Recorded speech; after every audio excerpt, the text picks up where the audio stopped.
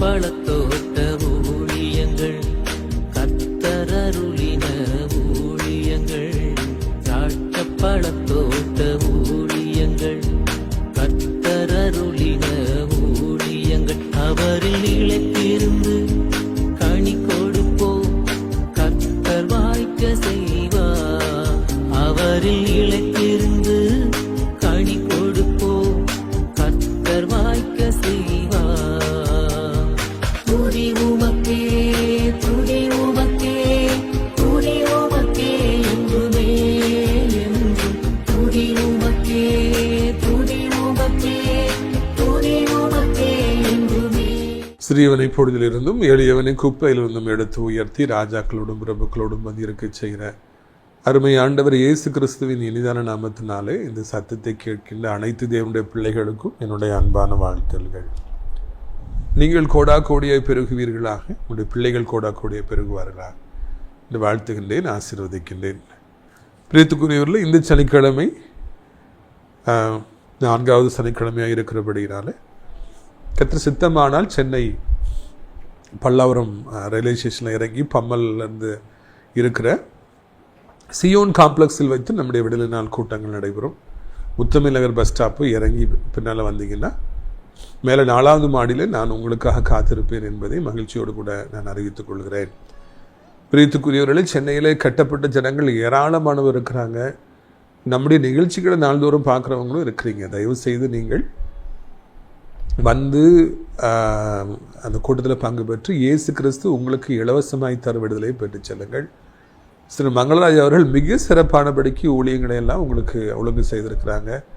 குடும்பத்தின் சார்பாக மாஸ்தூர் நல்ல விருந்து கொடுக்குறாங்க. வாருங்கள், கர்த்தர் உங்கள் ஒவ்வொருவரையும் ஆசீர்வதிப்பாராக. நமது நாசிரிய தேவனுடைய மாளிகை நாசிரியத்திலிருந்து சாத்தாங்குளம் போகிற வழியில் 5வது கிலோமீட்டரில் லெஃப்ட் சைடில் இருக்குது. அது மிக பிரமாண்டமான இடம். அது உள்ளே ஒரு அடைக்கலான் குருவி எனப்பட்ட ஒரு ஆவிக்குரிய முதியோர் இல்லம் இருக்கிறது. அங்கே தினந்தோறும் 3 வேளை ஜெபம் அங்கே இருப்பவர்களுக்கு எடுக்கப்படுகிறது. நல்ல உணவு அவர்களுக்கு கொடுக்கப்படுகிறது. ஞாயிறுதோறும் ஆராதனைக்கு அவர்கள் அழைத்து செல்லப்படுறாங்க. ஆவிக்குரிய முதியோர் இல்லத்தை தேடுறவங்க தாராளமாய் வரலாம். ஏராளமான இடங்கள் அங்கே ஆயத்தமாக இருக்கிறது என்பதை மகிழ்ச்சியோடு நான் தெரிவித்துக் கொள்ள விரும்புகிறேன். பிரியத்துக்குரியவர்களே, உங்கள் வீடுகளில் நல்ல நாட்கள் வரும்பொழுது அங்கே இருப்பவர்களுக்கு நீங்கள் உணவளிக்கலாம், அவர்களுக்கு ஆதரவு கொடுக்கலாம், அன்பை தெரியப்படுத்தலாம். பக்கத்தில் ஆண்டவர் காணியாட்சியாய் கொடுத்திருக்கிற 3 ஏக்கர் இடத்துல நாம் அனாதை பிள்ளைகளுக்கான இல்லத்தையும் ஸ்கூலையும் கட்ட ஆசைப்படுகிறோம். அதற்காக நீங்கள் ஜெபித்துக் கொள்ளுங்கள். பிரியத்துக்குரியவர்கள், இந்த நாளில் நம்முடைய பிரயோஜனத்திற்காக தானியேல் 3வது அதிகாரம் 14ஆம் வசனம் முதல். நேபுகாத்நேசர் அவர்களை நோக்கி, சாத்ராக், மேஷாக், ஆபேத்நேகோ என்பவர்களே, நீங்கள் என் தேவர்களுக்கு ஆராதனை செய்யாமலும் நான் இருக்கிற பொருட்சிலையை பணிந்து கொள்ளாமலும் இருந்தது மெய்தானா? இப்பொழுது எக்காலம், நாகசுரம், கிண்ணரம், வீணை, சுரமண்டலம், தம்புரு முதலான சகலவித கீத வாக்கியின் சத்தத்தை நீங்கள் கேட்கும் பொழுது தாழ விழுந்து நான் பண்ணி வைத்த சிலையை பணிந்து கொள்ள ஆயத்தமாக இருந்தால் நல்லது. பணிந்து கொள்ளாதிருந்தீர்களாய் ஆகில் அந்நேரமே எரிகிற அக்கினி சுளையில் நடுவில் போடப்படுவீர்கள். உங்களை என் கைக்கு தப்புவிக்கப் போகிற தேவன் யார் என்றான். பிரியத்துக்குரியவர்களே, தானியேலை குறித்து கடந்த நாட்களில் நான் தியானித்தோம். இன்றைக்கு நண்பர்களாகிய சாத்ராக், மேஷாக், ஆபேத்நேகோ எனப்பட்ட 3 வாலிபர்கள், அவர்களும் தானியேலை போல கர்த்தருக்காக வாலிப காலத்தில் வைராக்கியமாக இருந்தவர்கள் என்பது நாம் மறக்கக்கூடாது. தானியேலோடு கூட அவர்கள் சேர்ந்திருந்தபடியினாலே பூவோடு சேர்ந்த நாரும் மனம் பெறும் எனப்பட்ட வார்த்தையின்படி தானியேலுடைய அந்த இன்ஃப்ளூயன்ஸ் அவங்கள்ட்ட எக்கச்சக்கமாக இருந்தது. தானியேலைப் போலவே அவர்களும் இருந்தார்கள். Tell me your friend, I will tell you who you are. உன் நண்பன் யார் என்பதை எனக்கு நீ சொல்லு, அப்பொழுது நீ யார் என்பதை உனக்கு நான் சொல்லுவேன் என்று ஒரு பழமொழி உண்டு. நண்பர்கள் என்பவர்கள் வாழ்க்கையிலே மிக முக்கியமானவர்கள். நாம் யாரோடு அதிக நேரத்தை செலவழிக்கிறோம் என்பது வாழ்க்கையில மிக மிக முக்கியமானது. ஏன் தெரியுமா? ஒரு 60% நம்ம யாரோட அதிகமாக டைம் ஸ்பெண்ட் பண்ணுறோமோ அவங்கள மாதிரி தான் இருப்போம். ஆரம்ப காலத்திலேயே ஊழியத்தின் பாதையில் என்னோடு கூட இருந்த தேவனுடைய பிள்ளைகள் எல்லாம் அள்ளி அள்ளி கொடுக்குறவர்களாக இருந்தார்கள். ஆச்சரியமாக இருக்கும். என்னை அழைத்து கொண்டு சென்று மிக சிறப்பான ஹோட்டல்களில் மிக சிறப்பான உணவை எனக்கு வாங்கி தருவாங்க. அப்போ எனக்கு சாப்பாடு காசு இருக்காது. ட்ரெயினில் திரும்பி போகிறவருக்கு சோலைமேட்லேருந்து போகிறதுக்கு காசு இருக்காது. அந்தளவுக்கு நான் வறுமையில் இருந்தேன். ஆனால் அவர்களும் எனக்கு மிக சிறப்பான உணவை கொடுத்தார்கள்.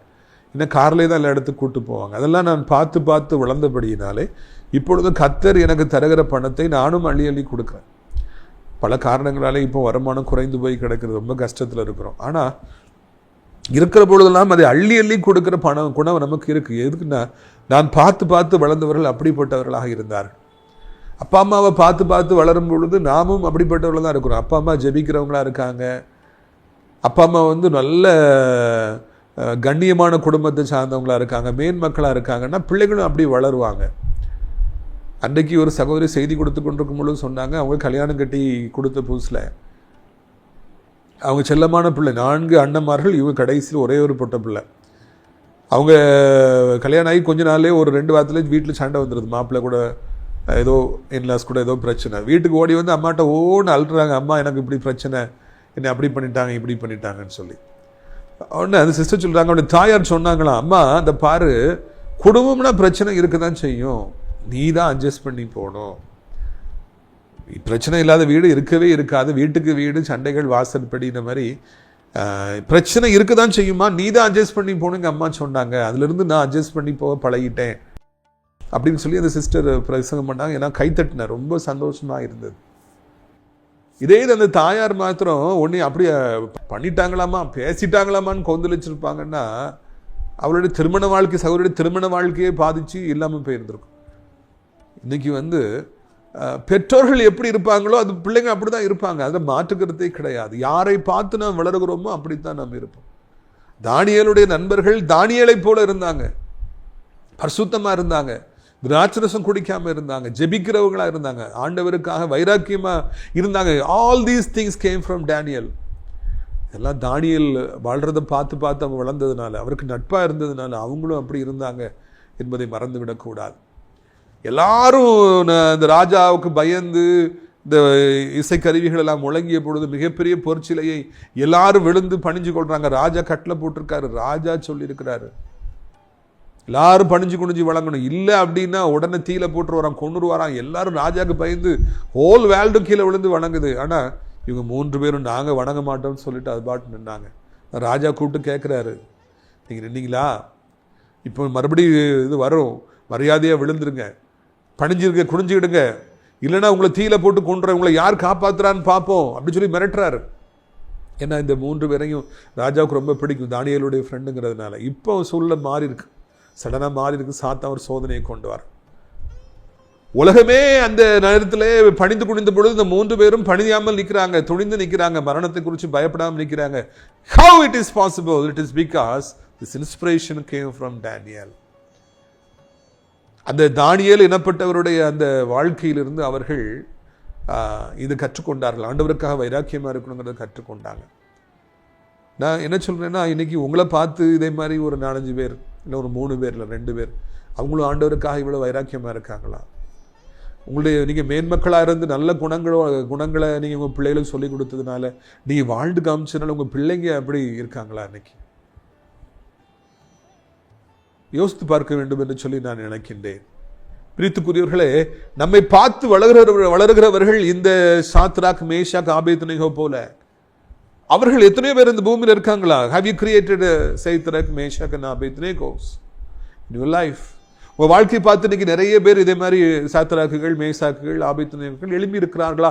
அந்த அளவுக்கு உங்களுடைய வாழ்க்கை அவர்களை பாதித்திருக்கிறதா? என்னுடைய சில பேராசிரியர்கள் அவர்கள் எல்லாம் இங்கிலீஷை பேசுகிறத பார்த்து நான் ரொம்ப ஆச்சரியப்பட்டு கவரப்பட்டிருக்கிறேன். ஏன்னா நான் ஒரு தமிழ் மீடியத்தில் படித்த சாதாரணமான மாணவன், இங்கிலீஷுக்கு ரொம்ப தூரமாக இருந்தவன். ஆனால் மெட்ராஸ்லாம் போகும்போது, லாயலா காலேஜில் படிக்கும்போது ஆசிரியர்கள் பேசுகிற இங்கிலீஷ்லாம் பார்த்து ஹவு இட் இஸ், இப்படி நல்லா பேசுகிறாங்க, நாமும் இப்படி பேசணுங்கிற மாதிரி நான் கவரப்பட்டேன். பிற்பாடு நான் இங்கிலீஷ் ப்ரொஃபஸராக மாறினேன், நல்லா இங்கிலீஷ் பேசினேன். ஆனால் அந்த வித்தை விதைத்தவர்கள் யார், இந்த ஆசை எங்கிருந்து வந்தது என்று சொல்லி பார்க்கிற பொழுது என்னுடைய பேராசிரியர்களை பார்த்து நான் இதையெல்லாம் கற்றுக்கொண்டேன். பிரியத்துக்குரியவர்களே, யாரை பார்த்து வளருகிறோமோ அவர்களைப் போலத்தான் நாம் இருப்போம். அது மாத்திரமல்ல, நாம் வளர வளர நம்மை பார்க்கிறவர்கள் கிறிஸ்துவுக்காக வைராக்கியமாக நிற்க வேண்டும்.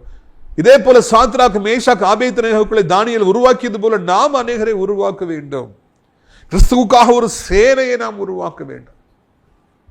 Can you do that? அதை நீங்க செய்வீங்களாங்கிறது யோசித்து பார்க்க வேண்டும். இதுவரைக்கும் செஞ்சிருக்கீங்களா? உங்களை மாதிரி நிறைய பேரை உருவாக்கி இருக்கீங்களா? ஆண்டவருக்காக வைராக்கியமாக இருக்கிற பிள்ளைங்க, ஊழியம் செய்கிற பிள்ளைங்க. ஆரம்ப காலத்திலிருந்து என்னை போல நிறைய ஊழியக்காரர்களை உருவாக்கணும். எல்லாரும் என்னுடைய பின்னால் வர்றவங்க எல்லாரும் பேய்களை விரட்டணும், அவங்களும் நல்ல செய்தி கொடுக்கணும், உற்சாகப்படுத்துகிற ஒரு குணத்தை ஆண்டவர் எனக்கு கொடுத்தார். அதில் 1000 பிரச்சனைகள் வந்தது. கற்றுக்கிட்டவங்க, கலையை கற்றுக்கிட்டவங்களே நமக்கு விரோதமாக வந்தாங்க, ஊழியத்துக்கு விரோதமாக வந்தாங்க, அழிக்கணும் வந்தாங்க. அதெல்லாம் ஒரு பக்கம் இருக்கட்டும். ஆனாலும் கூட என்னை போல அநேகரை உருவாக்க வேண்டும் என்கிற திராகம் எனக்கு இன்றைக்கு வரைக்கும் இருக்கிறது. இங்கே ராஜா கூப்பிட்டுக்கும் பொழுது தேர் த ஆட் மேன் அவுட். எல்லாரும் சிலையை வணங்கிக்கிட்டாங்க, பணிஞ்சுக்கிட்டாங்க, குனிஞ்சாங்க. ஆனால் இவங்க குனியல. ராஜா கூப்பிட்டு சொல்றாரு, நான் சொல்றேன் இப்போ மியூசிக் வரும், விழுந்து பணியணும், இல்லைன்னா தீயில போட்டுருவேன், உங்களை யாரு எந்த கடவுள் காப்பாத்தினான்னு பார்ப்போம்னு சொல்லி மிரட்டுறாரு. சர்வ அதிகாரம் இருக்கு, உலகத்தையே அவர் தான் ஆள்றாரு நேபுகாத்நேசார். அதுக்கு இந்த 3 பேர் என்ன பதில் சொன்னாங்க பாருங்கள். தானியேல் 3ஆம் அதிகாரம் 16ஆம் வசனம்.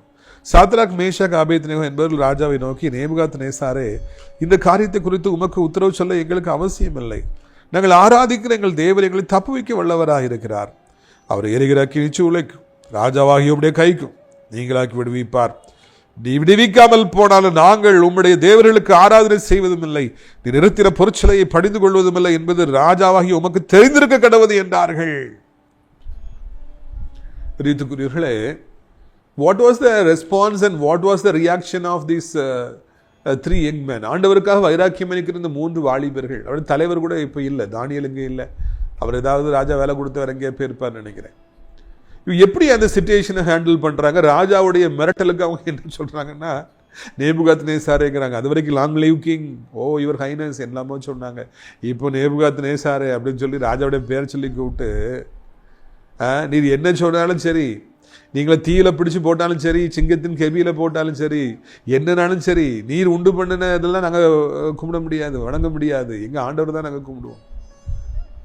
நம்முடைய கையிலிருந்து நாங்கள் இடைவிடாது ஆராதிக்கிற எங்கள் ஆண்டவர் எங்களை தப்பிப்பதற்கு போதுமானவராக இருக்கிறார். இந்த அக்கினி சூழலிலிருந்து தப்பிக்கிறதுக்கு போதுமானதா இருக்கிறார். அவங்க என்ன அழகா சொல்றாங்க, நாங்கள் இடைவிடாது ஆராதிக்கிற ஆண்டவர் தப்புவிக்க வல்லவராக இருக்கிறார்.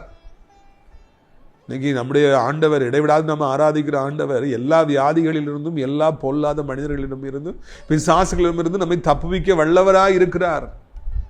அப்படி தப்புவிக்காம போனாலும், நாங்கள் செத்தாலும் நீர் சொல்றதை நாங்கள் செய்ய மாட்டோம், ஆண்டவர் தவிர வேற யாரையும் பணிஞ்சு கொள்ள மாட்டோம், அது உமக்கு தெரிந்திருக்க கடவுதுன்னு சொல்லி 3 பேரும் சிங்கத்தை போல கர்ஜித்தார்கள் என்று வாசிக்கும். என்னே ஒரு விசுவாசம், என்னே ஒரு வைராக்கியம். நாமெல்லாம் இங்கே 3 பேர்கள்ட்ட போய் பாடத்தை கற்றுக்கணுங்க. கால் தூசி பெற மாட்டோம்னு நினைக்கிறோம்.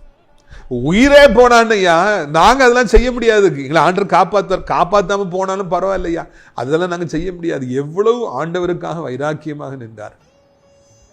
எனக்கு இந்த பெஹல்காமில் அந்த தீவிரவாதிகள் அப்பாவி சுற்றுலா பயணிகளை சுட்டு கொண்டது ஞாபகத்தில் ஒரு நத்தானியல் கோவா வந்து அவர் அங்கே அந்த டீமில் அன்னைக்கு அநியாயமாக அவர் அன்னைக்கு போய் மாட்டிக்கிறார். அப்போ இவர் கிறிஸ்தவர்னு தெரிஞ்ச உடனே தீவிரவாதிகள் ஒரு சில வேறு காரியங்களை சொல்கிறாங்க. அவர் அதெல்லாம் சொல்ல முடியாது அப்படிங்கிறார். அப்போ சுட்டு கொண்டுருவாங்க. சரி சுட்டுக்க. அவர் அதை சொல்லாதனால அவரை சுட்டு கொண்டாங்க. அவர் வீரமரணம் அடைஞ்சார். பரலோகத்தில் அவருக்கு ஒரு பெரிய இடம் கொடுக்கப்பட்டிருக்கும். நமக்கெல்லாம் இன்றைக்கி அவர் ஒரு முன்மாதிரியாக இருக்கிறார். சுட்டு கொண்டுன்னா கொண்டிக்கியா, அதெல்லாம் சொல்ல முடியாது. எங்கள் ஆண்டரை தவிர்த்து வேறு யாரையும் என் வாய் என் உதடு துதிக்காது என்று சொல்லி அவர் சொல்லுகிறார். இரத்த சாட்சியாக இன்றைக்கு அவர் மரித்தார் பெஹல்காமில். அன்றைக்கு அந்த சாத்ராக், மேஷாக், ஆபேத்நேகோ 3 பேரும் சொல்றாங்க, இதுக்கெல்லாம் நாங்கள் பயப்படுற ஆள் கிடையாது, எங்க ஆண்டவர் எங்களை தப்புவிக்காம போனாலும் பரவாயில்லையா, நாங்கள் இதெல்லாம் செய்ய முடியாதுன்னு சொல்லி ராஜாவுக்கு செருப்படி கொடுக்குறாங்க. ராஜாவுக்கு மிகப்பெரிய அவமானம். உலகத்தையே ஆட்டி படைக்கிற அந்த ராஜாவுக்கு அந்த 3 பேர்கள் பயங்கரமான ஒரு பதிலை சொல்றாங்க. கொஞ்சம் கூட பயப்படலை. அக்கினிச்சூளையை கொடுத்து பயப்படலை, மரணத்தை குறித்து பயப்படலை, ராஜாவுடைய கோபத்தை குறித்து பயப்படலை, எதிர்காலத்தை குறித்து பயப்படலை. இன்னைக்கு நம்மெல்லாம் எதிர்காலத்தை குறித்து எவ்வளவு பயப்படுறோம். ஒரு ஆபத்து வந்தால் நம்ம எவ்வளவு பயப்படுறோம். அப்படி ஆயிருமோ இப்படி ஆயிருமோன்னு யோசிக்கிறோம். அவங்க எதை குறிச்சும் பயப்பட, சிங்கத்தை போல, நீதிமான்கள் சிங்கத்தை போல அவங்க தைரியமா இருப்பாங்கிறத 3 பேர் மூலமா நம்ம கற்றுக்கொள்றோம். பூரண அன்பு பயத்தை புறம்பே தள்ளும். உண்மையாய் நாம் ஆண்டவரை நேசிப்போம் என்றால் நம்முடைய வாழ்க்கையில எதற்கும் யாருக்கும் பயப்படாதவர்களாக நாம் இருப்போம் என்பதை இந்த வாலிபர்கள் 3 பேர்கள் மூலமாக நாம் கற்றுக்கொள்ள வேண்டும். அதை நாம் கற்றுக்கொள்ள வேண்டும் என்று நம்முடைய ஆண்டவர் நம்மை அழைக்கின்றார். எதற்கும் பயப்படாதீங்க, யாருக்கும் பயப்படாதீங்க, எந்த பிசாசுக்கும் பயப்படாதீங்க. மரணத்துக்கு பயப்படாதீங்க. சாத்தா அப்படி பண்ணிடுவோம் இப்படி பண்ணிடுன்னு சொன்னால் பயப்படாதீங்க. நம்ம இடைவிடாது ஆராதிக்கிற ஆண்டவர் நம்மை தப்புவிக்கிறதுக்கு வல்லவராக இருக்கிறார். இப்படி சொன்ன உடனே ராஜா என்ன சொல்றாரு பாருங்க. தானியேல் 3ஆம் அதிகாரம் 19. அப்பொழுது நேபுகாத்நேசார் கடுங்கோபம் உண்டு. சாத்ராக், மேஷாக், ஆபேத்நேகோ என்பவர்களுக்கு விரோதமாக முகம் வேறுபட்டது. சூளையை சாதாரணமாய் சூடாக்குவதை பார்க்கலாம் 7 மடங்கு அதிகமாய் சூடாக்கும்படி உத்தரவு கொடுத்து அவர்களை எரிகிற அக்கினி சூளையில் போடுவதற்கு அவர்களை கட்டும்படி தனது இராணுவத்தில் பலசாலிகள் ஆகிய புருஷருக்கு கட்டளையிட்டார். அடுத்த வசனத்தில் தீயில போடுறாங்க. ராஜாவின் கட்டளை கடுமையாக இருந்தபடியினாலும் சூளை மிகவும் சூடாக்கப்பட்டிருந்தபடியினாலும் அக்கினி ஜுவாலையானது சாத்ராக், மேஷாக், ஆபேத்நேகோ என்பவர்களை தூக்கி கொண்டு போன புருஷரை கொன்று போட்டது. ராஜாவுக்கு கடுங்கோபம் வந்துருது. 7 மடங்கு சூளைய ஹீட் ஆக்குடா. ஏற்கனவே பயங்கரமாக எரிஞ்சிட்டு இருக்குது. உள்ளே போனாலே பஸ்பம் தான், சாம்பல் கூட கிடைக்காது. 7 மடங்கு அதிகமாக ஒன்று தீயை பயங்கரமாக எண்ணெயெல்லாம் ஊற்றி பயங்கர ஸ்ட்ராங் ஆக்குறாங்க. இப்போ அவங்கள கொண்டு போடுன்னு சொல்லி மிகப்பெரிய பலசாலிகளுக்கு, இராணுவத்தில் இருந்த மிகப்பெரிய சௌரியவான்களுக்கு அவர் கட்டளையிட்டார். அங்கே ராஜா சொல்லிட்டாங்கன்னு சொல்லி மீசியை முறுக்கிட்டு வாங்கடான்னு சொல்லி கையை காலை கேட்டி அவங்கள கொண்டு உள்ளே போய் போட்டாங்களாம். ராஜாவின் கட்டளை கடுமையாக இருந்ததுனாலும் தீ அதிகமாக ஜகஜகஜன்னு எரிஞ்சிட்டு இருந்ததுனாலையும் பக்கத்தில் போய் போன அந்த 7 பேரும் தீயில எரிஞ்சு போயிடுறாங்க. ஆனால் உள்ளே போடப்பட்ட அந்த தேவனுடைய பிள்ளைகளுக்கு ஒரு ஆபத்தும் வரவில்லை. அல்லேலூயா. அது மாத்திரமல்ல, 3 பேரை உள்ளே போடுறாங்க. 4வதா தேவன் வானத்திலிருந்து இறங்கி வந்து, பரலோகத்திலிருந்து இறங்கி வந்து அவளோடு ஜாலியாக கூலாக பேசிகிட்டு இருக்காரு. 4 பேரும் உலாவுறாங்க, வாக்கிங் போகிறாங்க, அளவுலாவுறாங்க, ஆண்டவர்கிட்ட சந்தோஷமாக பேசுகிறாங்க. ஆண்டு சொல்கிறார், உங்களுடைய வைராக்கியத்தை பார்த்து நானே பரவசப்பட்டேன், அதான் இறங்கி வந்தேன்னு சொல்கிறார். அப்படியாப்பா, ரொம்ப சந்தோஷம். அவங்க பேசிகிட்டு இருக்காங்க. இதை வெளியிருந்து ராஜா பார்க்குறாரு. பார்த்து அவர் அதிர்ச்சி அடைஞ்சு போயிடுறார். கனவுல கூட நினைக்கல ராஜா இப்படிலாம் நடக்கும் அப்படின்னு சொல்லிட்டு. அவ்வளோ பெரிய பலசாலிகள், அவ்வளவு ஸ்ட்ராங்கானவங்க தூக்கிட்டு போயிட்டு அக்கினியில போடும்போதே எரிஞ்சு அவங்க சாம்பல் ஆயிடுறாங்க. ஆனால் அக்கினிக்குள்ளே போடப்பட்ட தேவனுடைய பிள்ளைகளுக்கு முடி கருகவில்லை, ஒரு சின்ன அக்னி ஸ்மெல் கூட அவங்க இல்லை, ட்ரெஸ் கருகலை, ஜாலியாக கூலாக ஏசிக்குள்ளே நடந்த மாதிரி நடந்துக்கிறாங்க. ஆண்டவர் இறங்கி வந்து உள்ளே பேசிகிட்டு இருக்காரு. வெளியே இருந்து ராஜா பார்த்து 3 பேர் தானே உள்ளே போட்டோம், 4வது ஆளை பார்க்குறோமே, அவர் தேவதூதன் மாதிரி இருக்காரேன்னு சொல்லி ராஜா அப்படி நடுங்கிடுறாரு. உலகத்தையே ஆண்ட ராஜா இப்போ ஆண்டவருடைய பிரசன்னத்தை பார்க்குறாரு. 3 பேர் கூட ஆண்டவர் நிற்கிறத பார்க்க நடுங்கி, தயவு செய்து வெளியே வாங்க, என்னை மன்னிச்சிருங்கன்னு சொல்லி கூப்பிட்றாரு. இவங்க எல்லாம் மேலே ஏறி வந்தவுடனே காலில் விழுந்து என்னை மன்னித்துக் கொள்ளுங்கள் என்று சொல்லி விழுந்தார். அவர்களை உயர்ந்த அடைக்கலத்தில் வைத்தார் என்று பார்க்கிறோம். ஆண்டவருக்காக அந்த 3 வாலிபர்களும் வைராக்கியம் கொண்டபடினால தேவன் பரலோகத்திலிருந்து இறங்கி வந்தார். இந்த உலகத்தில் இதுவரைக்கும் நடக்காத ஒரு காரியத்தை அவர் செய்தார். இதுவரைக்கும் இது போல ஒரு சம்பவம் இந்த பூமியில் நடந்தது இல்லை. இனி நடக்குமா என்பது நமக்கு தெரியாது.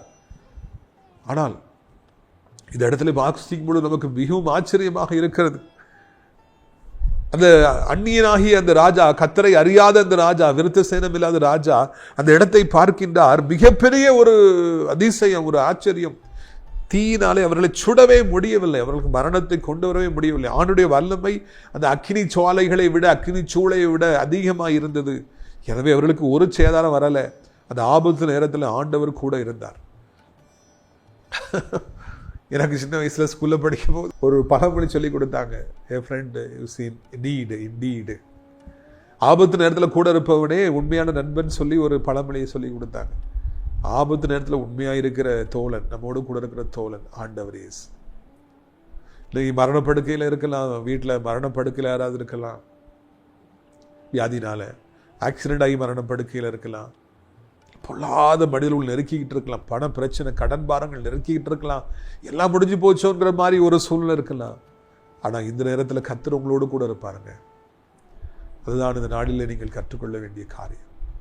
ஆண்டவர் உங்களோடு கூட இருந்து உங்களை தப்புவிப்பார் என்கிற நல்ல செய்தியை உங்களுக்கு நான் அறிவிக்கும்படியாக விரும்புகிறேன். பிரியத்துக்குரியவர்களே, தேவன் உங்களோடு கூட இருப்பார். எப்படி வானத்திலிருந்து இறங்கி வந்து சாத்ராக், மேஷாக், ஆபேத்நேகோவோடு இருந்து அவங்களோட பேசி அளவலாவி அவர்களை அந்த அக்கினியிலிருந்து பாதுகாத்து பத்திரமாய் வெளியே கொண்டு வந்து விட்டாரோ, அந்த தேவன் இன்றைக்கு உயிருள்ளவராக இருக்கிறார். அவர்கள் அந்த தெய்வத்தை தான் நாம் ஆராதிக்கிறோம். சாத்ராக், மேஷாக், ஆபேத்நேகோ போன்றவர்கள் ஆராதித்த ஆண்டவரை தான் நீங்களும் நானும் ஆராதிக்கிறோம் என்பதை மறந்து விடவே கூடாது. Don't forget, dear brother, dear sister, we worship the same God these 3 young men worshipped. As he was with them, he will be with us in the time of danger. உங்களுக்கு ஒரு ஆபத்துன்னு ஒன்று வந்துருச்சுன்னா, யாராவது உங்களுக்கு விரோதமாக எழும்புறாங்க, ஏதாவது செய்ய போறாங்கன்னு தெரிஞ்ச ஆண்டவர் உடனே வந்துருவார். உங்களுக்காக வைராக்கியம் கொள்ளுவார், அவர்களை சங்காரம் பண்ணுவார். நீங்க அவருக்காக வைராக்கியம் கொள்ளுவீர்கள் என்றால் ஆண்டவர் உங்களுக்காக வைராக்கியம் கொள்ளுவார் என்பதுதான் இந்த நாளிலே நான் தெரிந்து கொள்ள வேண்டிய காரியம். ஒன்று, ஆபத்தில் அவர் உங்களுக்கு துணை இருப்பார், உங்களை கைவிட மாட்டார், உங்களை வெட்கப்பட விட மாட்டார், மரணம் வர விட மாட்டார், நீங்க அழிந்து போக விட மாட்டார், உங்க பிசினஸ் அழிஞ்சு போக விட மாட்டார், உங்கள் ஊழியத்தை அழிந்து போக விட மாட்டார். இது முதல் பாடம். 2வதாக, நீங்க ஆண்டவருக்காய் வைராக்கியம் காண்பிக்க தேவன் உங்களுக்காக பல மடங்கு வைராக்கியம் காண்பிப்பார். உங்களுக்காக அதிசயங்களை அற்புதங்களை செய்வார். அனைவரும் வெட்கப்பட்டு போகும்படியாக செய்வார் என்ற நல்ல செய்தி உங்களுக்கு நான் அறிவிக்கும்படியாக விரும்புகிறேன். தேவனுடைய பிள்ளைகளை பயப்படாதீங்க, ஆண்டவருக்காக வைராக்கியமாயிருங்க, தேவனுக்காக வைராக்கியமாக காண்பிங்க. உங்கள் பிள்ளைகளுக்கெல்லாம் வைராக்கியத்தை சொல்லிக் கொடுங்க. இன்னைக்கு எதில் வைராக்கியமாக இருக்கிறாங்க? எதிரிகள் மேலே வைராக்கியமாக இருக்க, உன் முகத்திலையும் முழிக்க மாட்டேன், உன் கூட பேச மாட்டேன், அவனை கண்டாலே எனக்கு ஆகாது மூஞ்சி திரும்பிக்கிறாங்க. சகலவித துர்க்குணங்களும் இந்த மாதிரி வைராக்கியத்தால் இருக்குது.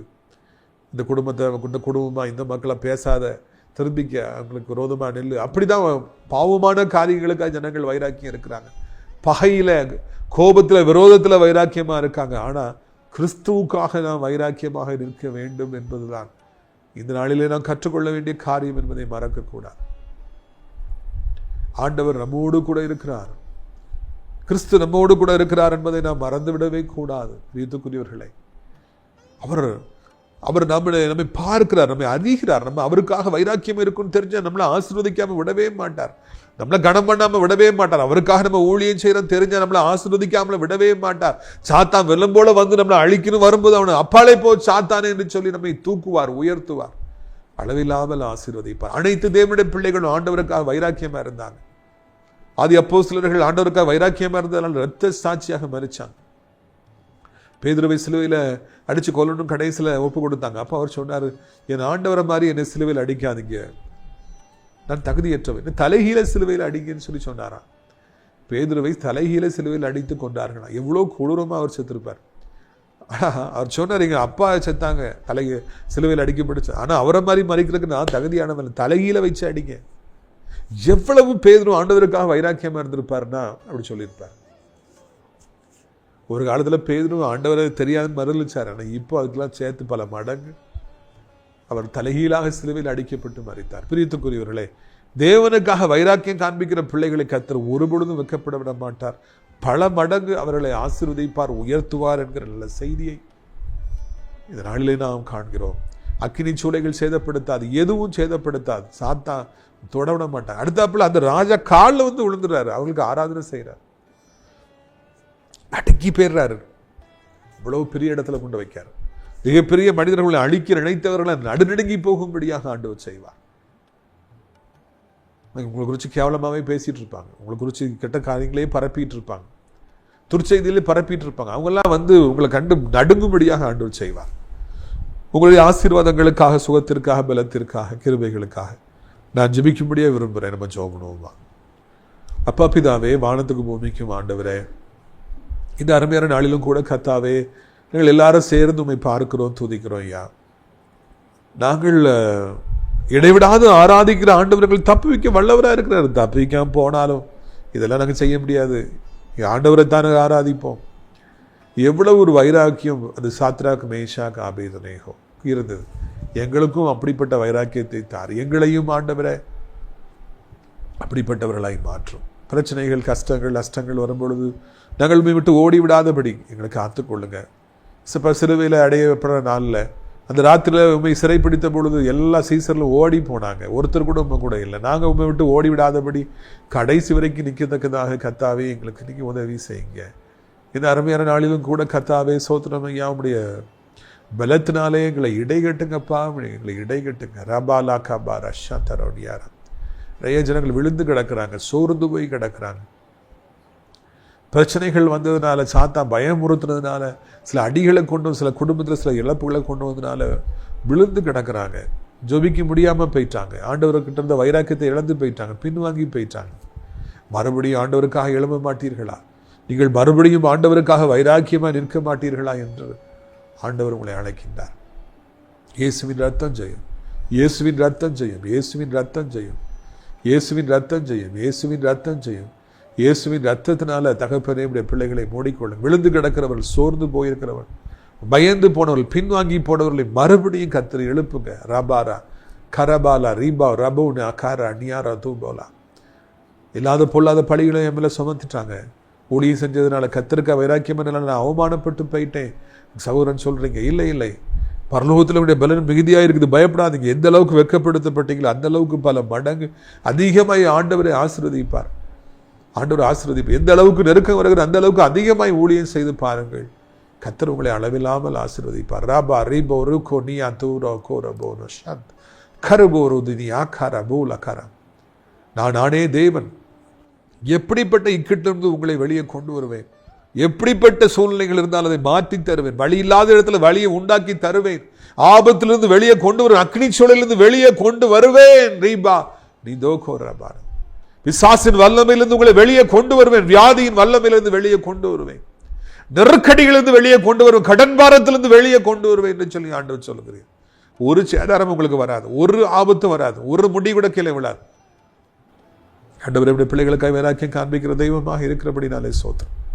உலகம் இருக்கிற அத்தனை மக்களையும் ஆசீர்வதி. இது தாய் திருநாட்டை ஆசீர்வதி, அனைத்து மக்களையும் ஆசீர்வதி. ஏமாய் அனைத்து தேவனுடைய பிள்ளைகளையும் ஊழியக்காரர்களையும் ஆசீர்வதி. நாசிரியர் திராட்சைப்பழத்தோட்ட ஊழியர்களை நேசிக்கிற, நாள்தோறும் நம்முடைய நிகழ்ச்சிகளை பார்க்கிற, அறிவுப்படுத்துகிற, ஊழியத்தை ஜெபத்தினாலும் காணிக்கைகளை தாங்க நல்ல உள்ளங்களை ஆசீர்வதித்து தார். அடைக்கலான் குறிய முதியோர் இடத்துல தங்க அநேக இடங்கள் உண்டை, அநேகரை அழைத்து கொண்டு வாருங்க. எப்படியாவது அனாதை பிள்ளைகளுக்கான இல்லத்தையும் ஸ்கூலையும் ஆரம்பிக்க உதவி செய்யுங்க. அப்படி கிருபைகளை தாங்கட்டும். கர்த்தருக்கே மகிமை உண்டாகட்டும். அப்பா நீரே உயர்ந்திருப்பீராக. இயேசுவின் மூலம் ஜெபிக்கிறோம் நல்ல பிதாவே, ஆமென். என் ஆத்மாவை கர்த்தரை சோத்திரி, என் முழு உள்ளமே அவருடைய பரிசுத்த நாமத்தை சோத்திரி. என் ஆத்மாவை கர்த்தரை சோத்திரி, அவர் செய்த சகல உபகாரங்களையும் ஒரு பொழுதும் மறவாதே, ஆமென். கர்த்தராகிய இயேசு கிறிஸ்துவின் கிருபையும் பிதாவாகிய தேவனுடைய அன்பும் பரிசுத்தாவின் அந்யோன்ய ஐக்கியமில்லாத பிரசன்னம் உங்கள் அனைவரோடு இன்றைக்கும் சதா காலங்களிலும் நிலைத்திருப்பதா. அல்லேலூயா, அல்லேலூயா. God bless you. Amen.